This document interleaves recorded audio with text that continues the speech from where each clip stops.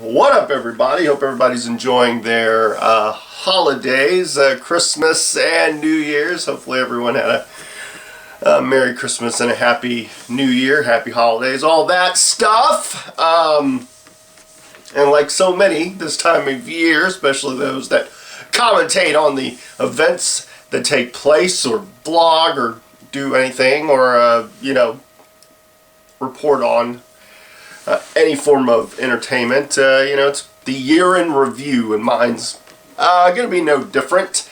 Couple of business items. January 30th, Reality Wrestling, a new era begins, and man, I'm wholeheartly excited for 2016. But that'll probably be next week's video, and I'll talk a little bit about that at the end of this one. But so January 30th, go to realitywrestling.com for details, and or go to the app, or if you follow social media, on Facebook and whatnot, I'm sure you've been invited. If you haven't, feel free to send me a message, and I'll be sure to include you. Speaking of, let's see if I've got. Yeah, I've got some of the latest on Reality Wrestling. The latest airing that, again, CW 39, 11 a.m. Sunday mornings. And but if you're not able to get it on the CW or don't have that particular station, then on YouTube Monday or Tuesday following. And this one's already been placed on YouTube. Let me think real quick. Really solid and physical match between Rex and Hammer. Great to see Rex back, but a really good outing for Hammer as well. I continue to enjoy Gino and JJ Blake's promos. I never tire of seeing Ryan and Q battle it out in any capacity, so good seeing those two, battling it out. And really awesome main event for the TV title. Exciting ending with Team International and Sean Studd and Aiden Cristiano all getting involved, but Brian Keith retained the TV title against Gustavo. So yeah, let's see.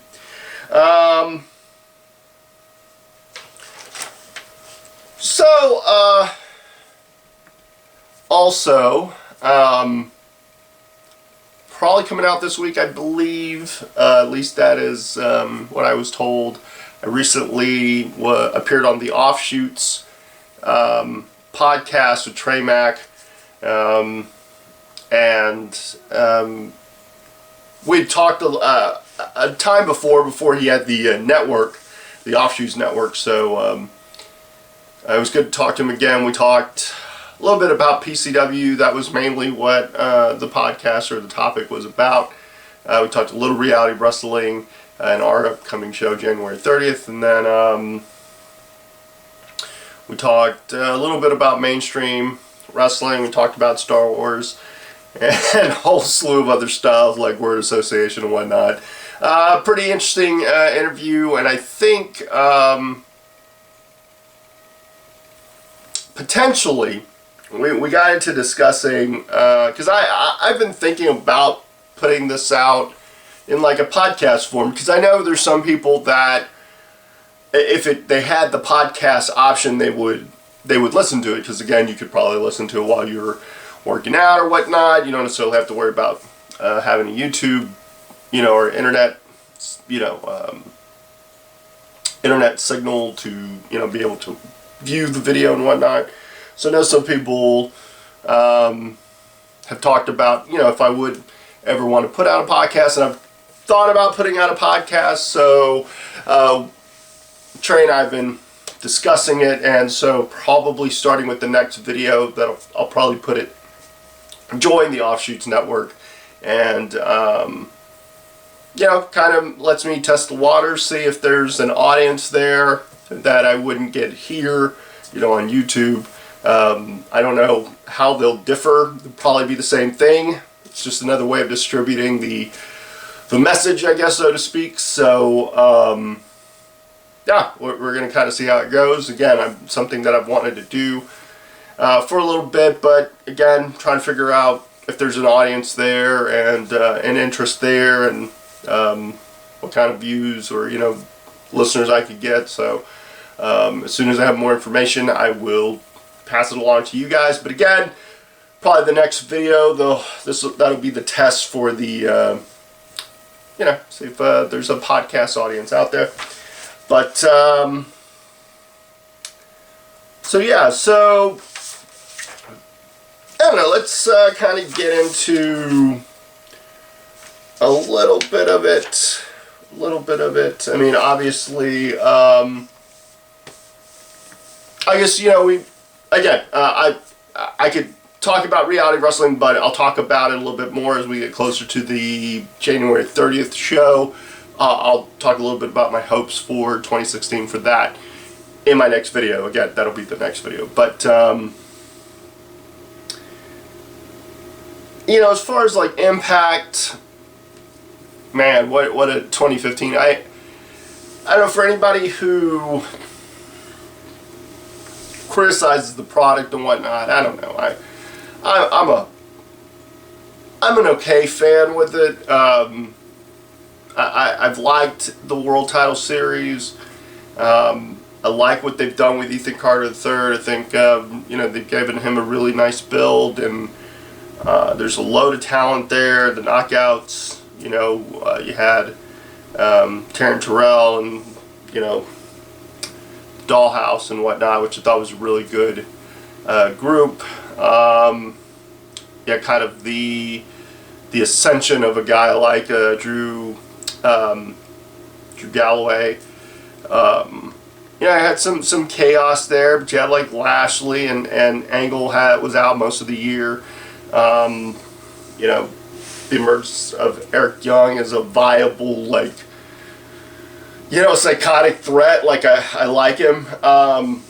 And the World Title Series, I was really interested in, specifically because they made every match mean something, and it was a point system, and it seemed pretty open to a wide array of talent.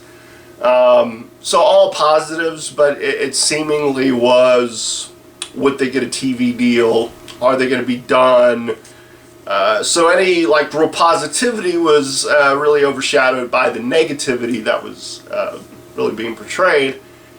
And I did listen to Jeremy Borash, I think, on JR's podcast, and he kind of mentioned the perception. I mean, if everyone's just talking about the negative aspect of a company, it's really going to kill any kind of attractiveness towards that company. But I don't know. All in all, I'm anticipating what they'll do this week coming up.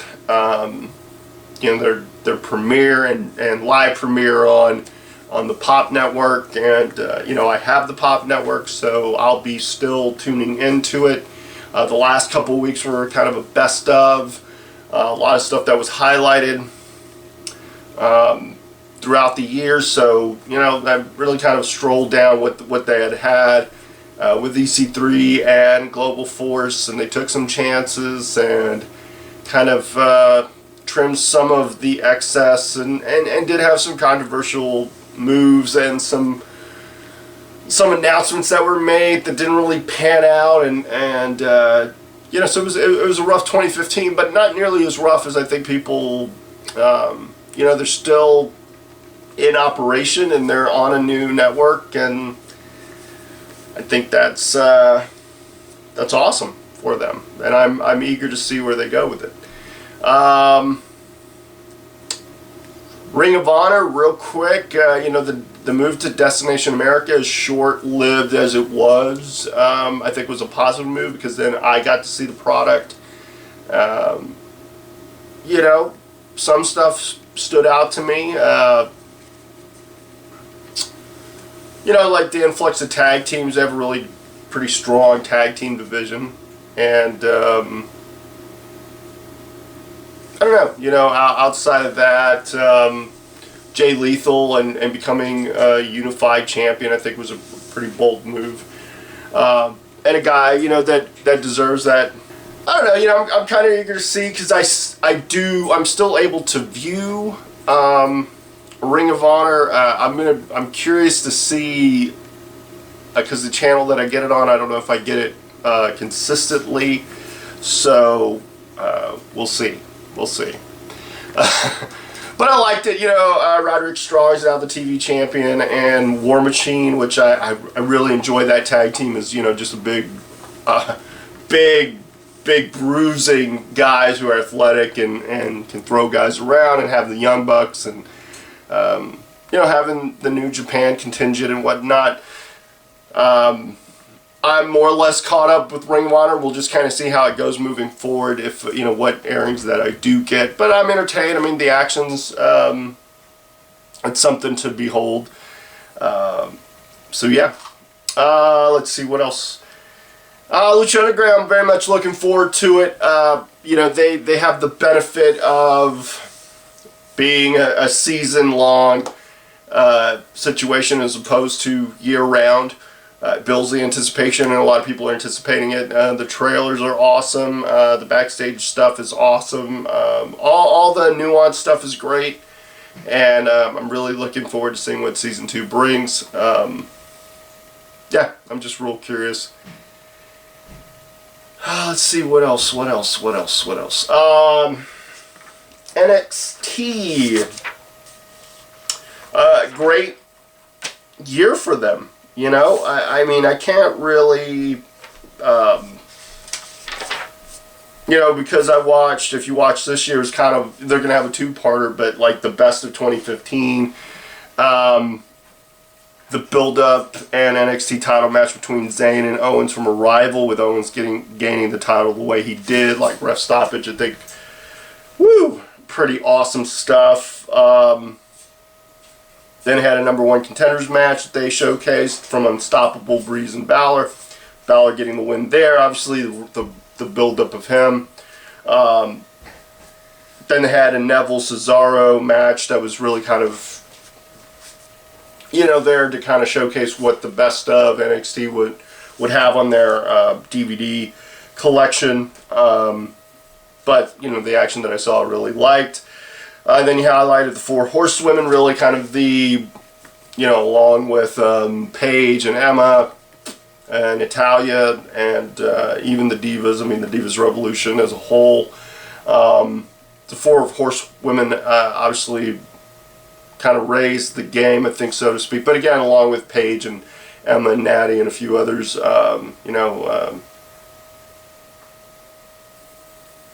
Naomi and Alicia Fox and a few others. I mean, again, good stuff, but a good highlight for them. And, they showed kind of the last 6 minutes of the Bayley-Sasha match from Respect, the Iron Woman match, phenomenal match. They also showed Samoa Joe and Baron Corbin from Brooklyn, with Joe getting the win in a pretty solid match. I thought that was a really solid match. And then in progress, you had Cena and Owens to finish it from Elimination Chamber. Owens' debut. And, but really, NXT, man, I think just really well done. They have such a tremendous buzz that you're just rooting for it, and there's a lot of comparison between them and WWE, and rightfully so, and how NXT talent is used, and then when they get to WWE or to Raw or SmackDown, how they're utilized, and the criticism that comes with that. But I don't know. At the same time, they have the benefit of being an hour-long show on the network. And, they're the new thing. So the buzz is rightfully so, and I'm looking forward to seeing what 2016 brings, and if they bring an influx of new talent, and what talent goes from NXT to Raw or SmackDown, and Obviously, what the future brings with them, kind of working with WWE as far as, especially like WrestleMania weekend and SummerSlam weekend and whatnot. And it's great to see where they're headed. But a lot of positive momentum, and hats off to everybody that's a part of it.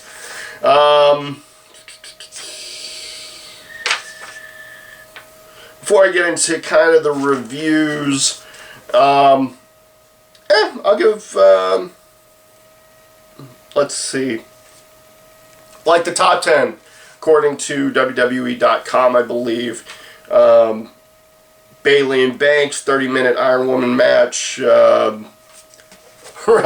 Really excellent match. And the follow-up to arguably the match of the year, which I'll get into in a moment. Lesnar and Undertaker from Hell in a Cell. I didn't see a problem there. Cena and Rollins, winner take all at SummerSlam. Probably would have gotten a higher rating had Jon Stewart not interfered, but interesting choice with how they pulled that trigger, teasing Cena getting the 16th time, next to his world title reign. So Owens and Balor from Beast from the East for the NXT title, the Demon. Bryan and Reigns, #1 contender match at Fastlane. Charlotte, Banks, Bayley, and Lynch, the 4 horsewomen at Rival. Really excellent match in my opinion. Really a great showcase. 4 women everywhere. Lesnar and Reigns, WrestleMania 31 with the Rollins cash-in. I thought that was great. I did not see it coming, and I've watched that match since, and I thought it told a really great story. They're really building up Reigns as kind of this underdog facing the Beast, and I really enjoyed that match, I gotta say. Owens and Cena at Elimination Chamber. I mean, your debut match at WWE was the #3 match as voted, so obviously Owens is doing something right, and I mean he's mentioned on here a couple of times, at least in the top 10. Yeah, he's mentioned a few times throughout it, so I've really enjoyed Owens' work since his NXT debut. I was somewhat familiar with them, but didn't really get familiar with them until he was on the NXT roster. So yeah, and Cena and him, really put on quite the match. Banks and Bayley at TakeOver Brooklyn, #2 on their list. It's hard to argue against it being #1. I thought it was one of the best matches, period, anywhere. And such a great storytelling match. I think it just really kind of was a moment, man, a moment in time. Like, I think you'll look back and you'll go, man, I remember when I watched that where I was. I think the 4 horsewomen, curtain call, I think that was really well done. Yeah, I mean, God, but if you're going to be outdone, phenomenal triple threat at the Royal Rumble for the championship. Lesnar, Cena, Rollins, I think, if you hadn't seen the Rollins cash-in coming at WrestleMania, I mean, this was kind of foreshadowing to a degree, especially the triple threat. And, Reigns taking Cena's place as kind of symbolic. And Lesnar being Lesnar, and phenomenal match. I think Lesnar's kind of the comeback after being driven through the table was something else. And I mean, it's hard. It's like 1A and 1B between them, and between that triple threat and Bayley and Banks. Wow, just phenomenal year. So let's see. Let's look at. Yeah, alright. So we'll look at the last Raw from 2015, or for 2015. It's kind of, this is where they're at, and kind of my thoughts. Now, the week before was the Slammies, and you think after such a phenomenal Raw that kind of won back everybody's favor, so to speak. You know, there were quite a few fans of that Raw with Roman winning the title finally, and the reaction he got in Philly, and kind of poetic justice for him, and in some respects, kind of Vince can always go, so you're telling me he can't get over? All right, well, let's see. If he can't get over with me next time, then, you know, being his adversary, then yeah, he's a lost cause. And, you know, he knocked it out the park. Give Reigns a lot of credit. I give Sheamus a lot of credit. League of Nations, all that. I mean, the build-up for it. But again, the next week you go into Slammies, and the Slammies are what they are. A lot of storytelling elements that they're going to use later on or throughout the show, and you know, sometimes they say they're legit. I don't know. Some of those it's kind of odd. Like, maybe it was a close call, and they went, well, it fits our storyline if we go this route, which I'll get into in a moment as we cover the last Raw. So, again, really wanted to build up Roman Reigns. Now he's the champion. They've done a pretty good job of keeping him from in-ring action, I think, you know, until he defends the title. So they're doing some smart stuff. At the same time, you know, you like what you saw at TLC, you like what you saw on Raw, you just kind of want him to be that. And if you're going to have Vince be out there at least until Triple H comes back, which, you know, could be as early as Monday, I think. We'll wait and see, but what better way to kick off 2016 than have Hunter come back and beat the new champ, you know, beat up the new champ, or at least attempt to. But I don't know, the arrest angle, it was interesting. Just kind of this weird, it worked, I guess, because for once you're getting, you know, and it completely defies logic, and there's sometimes where you're kind of going, man, I just want to believe. But at the same time, wrestling as an art form, as great as it is, you know, if it's truly entertaining, you're supposed to switch your brain off and just be in the world, immersed in it. So sometimes, you know, they just have, you know, the God of the universe can change the rules whenever they want. So it is kind of nothing's really set per se. That's, I think, the problem that they run into, is that it's not as clearly, I don't know, it's kind of mucked up because it's mucked up in reality, but it's a show, but it's real life when it suits them. It's this quasi, you know, it's a reality, like a quasi-reality, and it's hard, you know. You wish they would truly define it to some degree, like a Lucha Underground, which defines their characters, and the whimsical and the over-the-top really works in that universe, whereas sometimes you know, with WWE, because of the spectrum of real to fantastical that they're trying to go within the universe, it's kind of, it's a lot, you know, it's a lot to suspend your disbelief long enough at times. But, I mean, I think a lot of times that's the cynical nature of the viewer. But with that said, I liked it. I liked Vince getting arrested. Again, it's hard because Roman's still a work in progress. I mean, I think you're always a work in progress as a character, but at the same time, you just want it all to come together like it has at certain points. It's no taking away from him. Just, you know, again, he's been there for 3 years.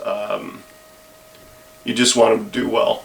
But I like the segment, you know, especially with Stephanie almost getting arrested, but, you know, she's been arrested before, and that gets a good reaction. So yeah. Neville, breakout star of the year, defeated Owens in 30 seconds. Now I hear Yeah, you'll get it a lot. The fan reaction to it. Like some are like, I can't believe he took a loss, and you get some people that report on it and like, I can't believe the guy, he took a loss. Should he be taking a loss? And I'm like, well, Neville's the breakout star of the year. Like, in some respects, he's achieved that. Now, me personally, I thought Owens should have been breakout star of the year. I thought, hey, you beat Cena on your first night with the company. That kind of cements you. You were Intercontinental Champion. You were NXT Champion. You were actually showcasing that belt on the product, or on Raw and SmackDown. So, but again, Neville, had stories here and there, probably not of enough gravity because they weren't for like titles. Like he was close to winning King of the Ring. He did play a suitable sidekick to Arrow, which I recently started watching. I'm trying to get through it. Like, good thing having Netflix, but I'm not even really into the first season. I like what I like so far. But again, I didn't know the guy, except that he played Arrow, and still a highlight. I was cool with it. Anyway, but much more because of Stardust. But that's an entirely different story. Anyway, my thing is always, if a guy slips on a banana peel like a heel and people complain there's not enough heels, yet when something heelish happens to a guy like he does, he's overconfident, throws the guy, catches him, because who else could reverse it the way the way it was reversed in Neville? I don't think Owens loses anything, because then at the end he still has an Intercontinental Championship title match coming up, at least a rematch against Ambrose, and I don't know. More importantly, it gives Neville that rub, like that he can do it on his own. Although I liked him with Miz, I'm curious to see what they do with it. And again, Owens attacking him, and not just attacking him once and attacking him, after the commercial break, so like kind of a continuation. So he got a lot of heat back. Then you had Ambrose making the save, and Owens retreated, and I liked all of that, especially since they utilized it at the end. Now, this show didn't have everyone. They didn't have their full, they didn't have all their talent, because I think some were in Allentown, Pennsylvania, but really a good show nonetheless. Let's see, Banks defeated Becky Lynch in a pretty good match with a really solid finishing sequence. Banks and Lynch on NXT television for the NXT Women's title had a hell of a match. Pretty equal to this. Now, there were rough patches in this match, but I attribute that to time. I attribute that to nervousness. I attribute that to the crowd to some degree. And this is, while I'm a fan of fans who are vocal, I prefer them as a talent, as a performer. You want them to be vocal. Because nothing's worse than a completely silent crowd, or a crowd that's apathetic to what you're attempting to do. Now, here's where it's funny. They're in Brooklyn. And mind you, Banks cuts a heelish promo. But Brooklyn was where her and Bayley put on this phenomenal match. So I would have assumed we want Sasha chant. I would have expected some more fan reaction from what's going down, because again, you can criticize the Divas Revolution, or you can criticize Nikki Bella having the title, or what have you, but when they give you what you want, it is Banks versus Lynch. It's still a viable matchup with time, and if the fans had, as opposed to chanting boring, which I don't understand, the girls are working. The women are working. They're putting in the time. They're trying to tell these stories. They're trying to help push along this movement, and for the crowd to react the way they are, and again, you pay your money, you're free to do what you want. I just would give them a little more respect, specifically because, I don't know, then what it says to, creative, or to the visionary man himself, is you don't know what you want. Because here we go, we give it to you, and you're not reacting to it, so, it is truly like the fan is it's a fickle thing. So, again, I thought the match was solid. I thought if the fans had been more into it, those rough patches would have been so glaring. Because, again, if they're in the midst of it, but the crowd is hot, then even a mistake, it's, or hesitation, it's not there because they're fully committed because the fans are really into it. But when they chant boring and they're not really into it, you're kind of like, man, what? I mean, and again, I understand maybe they didn't like the fact she cut the promo she cut, but that's where you kind of got to go, it's a show. I still like this person. That's cool, whatever she says. She's supposed to say that, but at the same time, maybe WWE could have just been like, don't say that. Just go out there. Just go out there and give them a match. So yeah. Now here's the truth. The match, on the flip side, not really into the women's match, but they were definitely in the New Day. New Day has been a revelation. Proof that if you're given an opportunity and you make the most of it, and creative allows you to kind of go out there and you have fun with it because you realize this could be the best thing you're ever going to do. Even early on, you could probably in the back of your mind go, it's not going to get much better if we can't pull this off. So a testament to Xavier and Big E and Kofi, and Kofi I never saw as a heel. Like, I buy it. I really enjoy the trio and what they've brought to WWE, and I really believe they were Superstar of the Year, let alone Tag Team of the Year. That's where the disparity is for me, because the Usos, and I like the Usos, were out for half a year. So again, I would have been like, give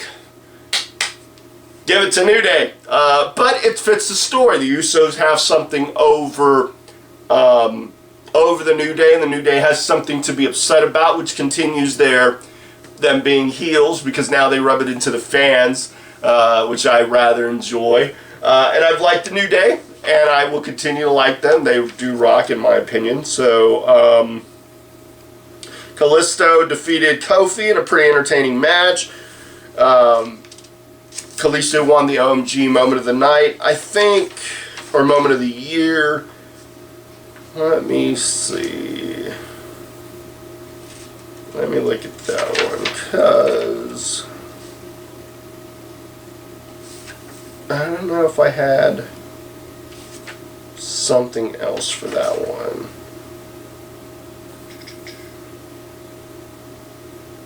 I thought maybe the Seth Rollins cash-in would have won the OMG Shocking Moment. But the Selena Del Sol off the ladder is really impressive. But again, Kalisto defeated Kofi. Xavier cuts this amazing, pretty solid promo, and has Big E take on Sin Cara, who got hurt. Bad luck, man. Just a bad angle, the way he took that bump, and but he finished the match. I thought it worked. I thought New Day's reaction to it, Big E's reaction to it, it all worked.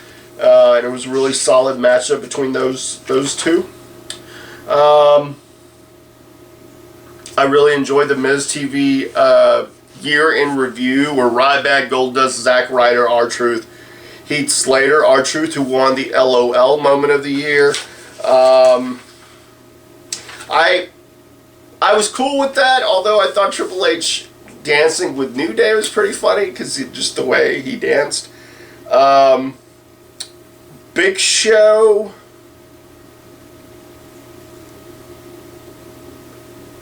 Big Show kind of being the end of that and knocking out Heath Slater Again, I like the build-up, having Ryback and Goldust and Zack Ryder and R-Truth and Heath Slater and Big Show. I was okay with it, all because it was really just kind of a build-up for Big Show announcing that he's going to be the #1 entrant in the Royal Rumble. So yeah, I was all right with that. Let's see. A lot of people can make, the "please retire" chant for Big Show. I don't know, sometimes when the fans are vocal, you kind of wonder. I get, you're getting tired of a certain performer, or you just want to get under that performer's skin, but there'll come a day when they're not around and you'll be like, oh, it'd be kind of cool to see Big Show. Or, for the guys that, like, you pander, you wish to God would put on another match, and here's a guy still doing it, and realistically, it doesn't take much to elevate his stock, as far as, making him a viable guy. He could eliminate quite a few guys at the Rumble, and, I don't know. I still like Big Show being on my screen, at least for now. Dean Ambrose and the Usos took on the League of Nations. Really liked the League of Nations. Congrats to Dean winning the IC Championship. The Usos winning Tag Team of the Year. Again, no knocking them, just because half the tag team was out for the year.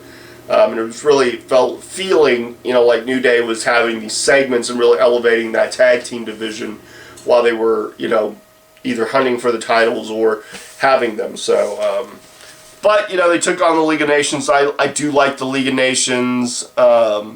Sheamus hitting it on the bro kick on Jey Uso.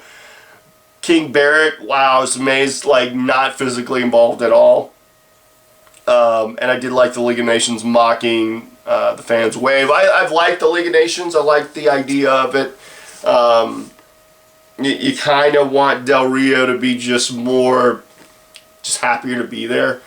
I think it's working for him now. It's better than the Mex America thing. So,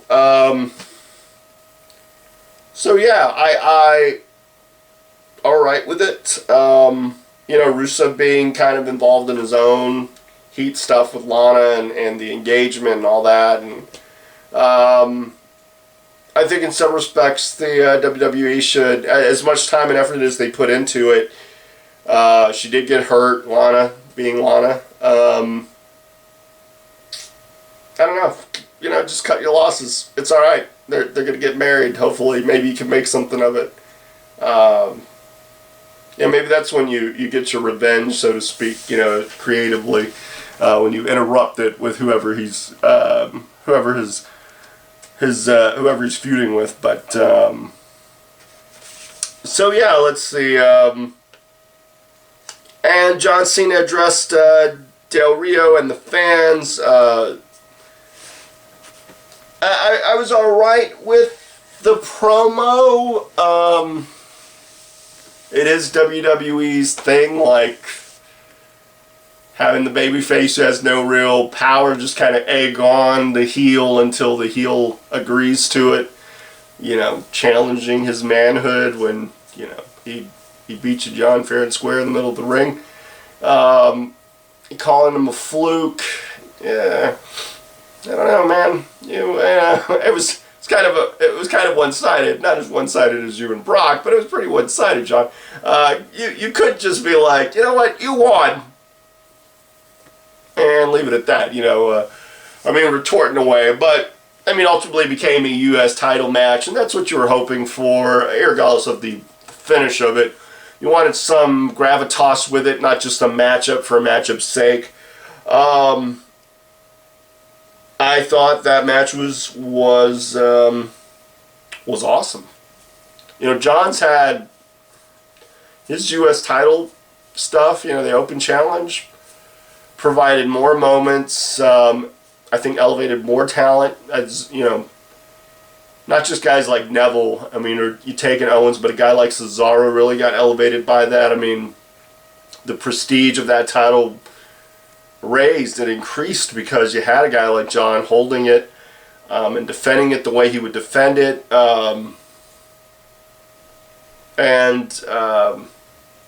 Again, he really added some prestige to it. So him and Del Rio, I thought it was good, man. I mean, you had the League of Nations run in, you had the crowd response, that was really great. The Usos making the save, they get taken out, Roman plays hero, and the crowd was with it. And he announces the next week, hey, I'm going to be special guest referee when you take on Sheamus for the title. I want to say Roman's going to thwart that, and he's going to have it at least through WrestleMania, I think, but stranger things have happened. There's really no clear-cut way. I mean, the Reigns stuff's been interesting because it seemingly is the company saying this is the guy, this is the guy, this is the guy, and you say it enough and you promote him as such.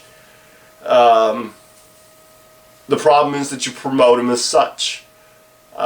You give him a lot of opportunity, but it kind of gets lost in it because when he does finally win it, there's a big, huge reaction, and they did it right. And you hope that they continue to do it right. And while they're building him, they should be building everyone else, and NXT should continue to be strong because then it becomes that alternative that they could eventually use as competition. But I don't know if I really want to go that route as you know just yet, unless you really feel like you need to. I'm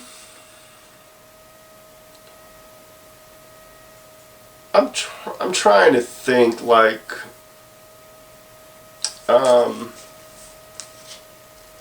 So yeah, I overall the year was an interesting year. I mean, you had the Rollins cash in and his stuff, and just the fans approached him, even though he won Superstar of the Year. Which again, if they voted for him, that kudos, man, because he really deserved it. Cashing in the way he cashed in, having the matchups that he would have. Being the workhorse that he was, being that top guy, all the while trying to, they're trying to groom Reigns to be the next guy, and I don't know I think they ended on a pretty good note for the most part. I mean, you take the last 2 weeks for what they were, but when he finally won the title, I think people were on board with it. I'm curious to see what they do now. Starting next year, starting Monday with Raw, and then SmackDown moving to USA. And people can say what they want, but Raw and SmackDown weren't like highlight shows. Like even NXT was a highlight show. It was like they're having a part 1 and a part 2, so no storylines are moving forward. They're just having like a recap. TNA, last couple weeks. Now again, they're leaving that network, or we're leaving that network and starting with a new network. But still, although I like the World Title Series stuff, again, it was more of a recap stuff. But Raw and SmackDown being the last airing on Sci-Fi, was a new show. Mind you, my only takeaway from that was Tyler Breeze and Summer Rae parting ways, which I mean, it was the only highlight. The other stuff was kind of been there, done that. I've seen variations of it. But that's not to say it wasn't a fun show.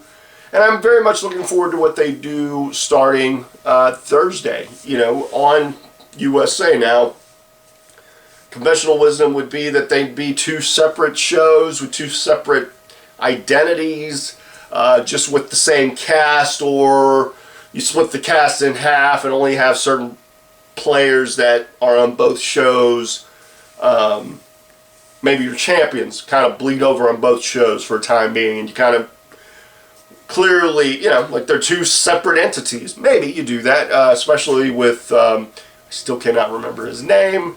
I'm eager to see, you know, what he does as the new voice of SmackDown, so to speak. So yeah, I mean, it was an interesting year. I'm a fan. I watch it. You know, I can't say anything else about it. So,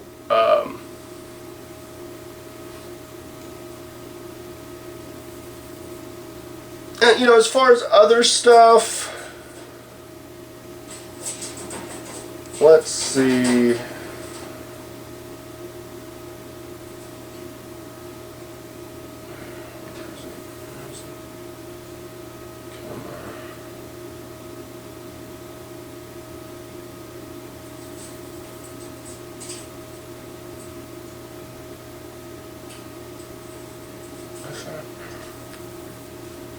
Come on. Oh.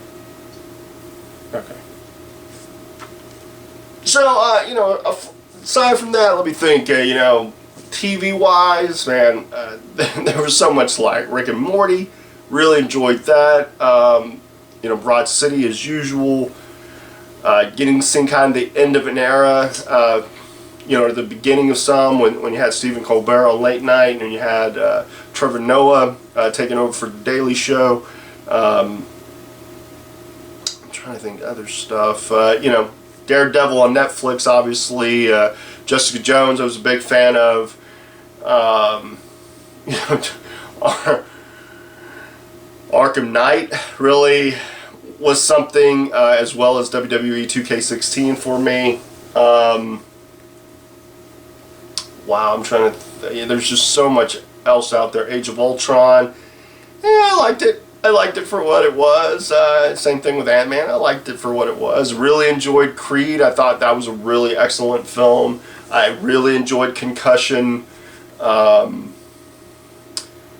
really enjoyed Star Wars. I was going to kind of hold off. I inadvertently in a bunch during a kind of a conversation, I kind of let it out because I had seen the movie, so I really didn't want to be that guy, but I don't know. I don't know what came over me. But all that said, I'll say this: it's one of the few that the minute I saw the Lucasfilm logo and then the music kicks up and you have that scroller, that scrolling text, I was hooked. I've heard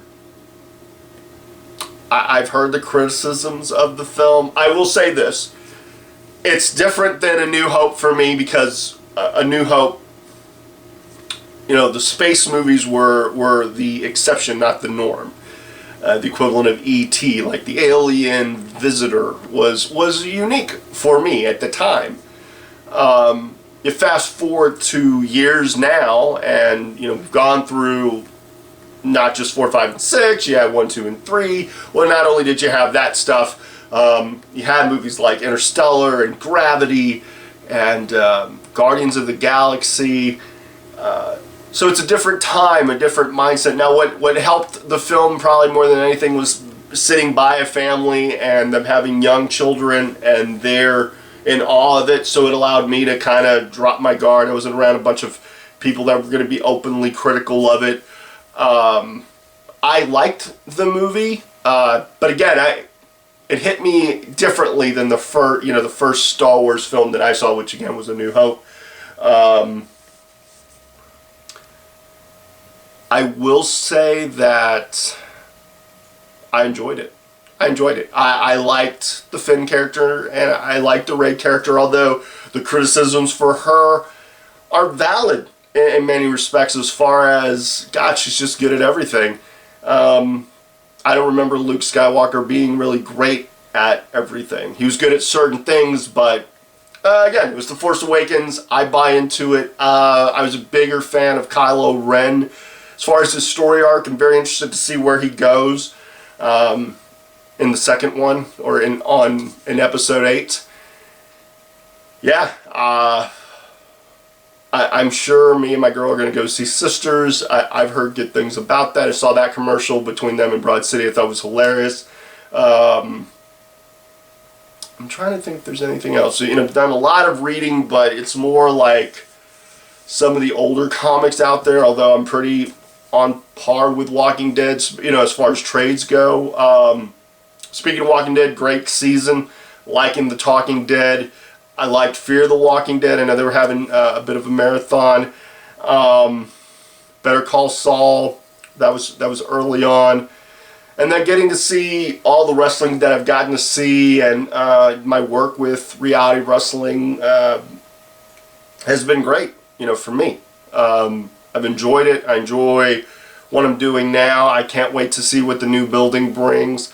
My hope is that with that new building and potentially doing these, potentially doing podcasts, that I could maybe do something a little different with, it might give me a little more freedom when it comes to doing interview stuff. But I probably will be bringing back some of my former guests, especially as we get closer to the new era and whatnot. But, again, the building's got to come together, and hopefully once it comes together, I can have a few sit-downs with some of the talent. So, yeah. But before I go, I had a couple questions from YouTube. I'm always willing to answer questions, and moving forward, maybe I'll do I'll answer Twitter questions or whatnot. I still need to do Periscope at some point, and, update my Instagram a little more often. But with that said, my buddy Heather, she was like, a point I realized recently, NXT has the same amount of hours of shows between pay-per-views as Raw, if you just count Raw. Yet NXT seems to make their pay-per-view matches mean more. And she's right. I think I talked about this during my Offshoots interview or conversation.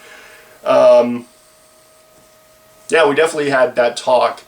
And it's just, there's so many hours. I mean, if you just counted Raw,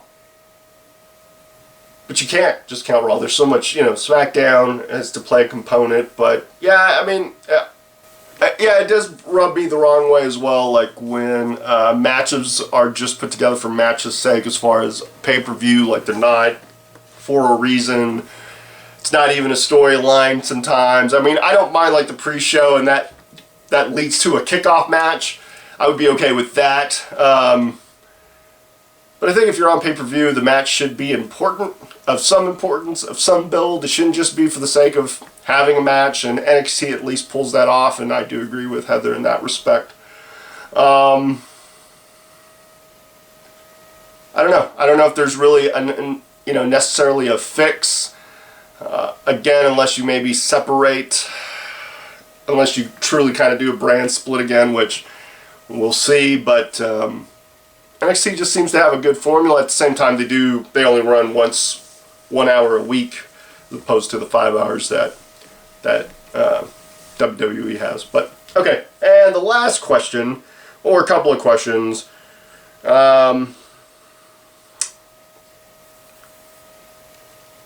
I can't pronounce his name, so it's NEXTREVSONOMA. I won't even. But anyway, off of YouTube, he said, "Do I actually wrestle anymore, or are you just behind the scenes talent these days?" Yeah, I don't actually wrestle anymore. I have one fan who objects to that. Yeah, I don't know. I don't. Maybe in some respects I could go and have a talk with Booker and be like, "Hey man, put me on the show." But I'm kind of okay with not being on the show. As crazy as that sounds, only because I just wouldn't want to be another guy on the roster. Although I don't think that's possible. Yeah, I don't know. I'm conflicted. Although when I wake up and I have numbness in my limbs, it's kind of a reminder that, you know, taking a break from it, I'm not saying I'm retired, but I just am choosing my opportunities more wisely. Although I'm always open to you know, suggestions and whatnot, but you know, my time's really with Reality Wrestling and what we're doing there. I enjoy working behind the scenes. I enjoy the mentoring process and kind of helping develop talent. So yeah, that's where I'm at right now. Now I have like plans, goals for 2016, and if those do include being in a ring, that will probably be discussed next video or potential first podcast, which again I'll probably talk about during the next video, which will be goals of 2016. Not necessarily like I don't know, not necessarily resolutions, but just goals for the year. Just stuff that I'm hopeful for, and so maybe hopes and dreams for 2016. I don't know. I've got a whole week to come up with something. But if you have any questions or comments, or who knows, maybe I'll have a guest with me next, so we can both discuss our goals of 2016. I don't know yet. But as I always like to say, stay cool, stay sexy, stay classy. Enjoy your fun days and your time on this planet, because it can be gone in an instant. Just enjoy everything. Stop trying to critique everything so much. It's not nearly as bad, and trust me, there's some bad stuff out there. The least of our worries should be if Ben Affleck will play a great Batman. I think he will, because that's half the problem. It's just the suit. Let's see how good of a Bruce Wayne he pulls off. Hey, he has a lot of money, so I'm sure he's familiar with being a billionaire. But yeah, if you don't sweat the small stuff and just try to enjoy it, be a viewer and just enjoy it. It's so much more fun when you just enjoy it and stop criticizing it. If you can have a little fun and just enjoy your day, then you already are those. Until the next time, later!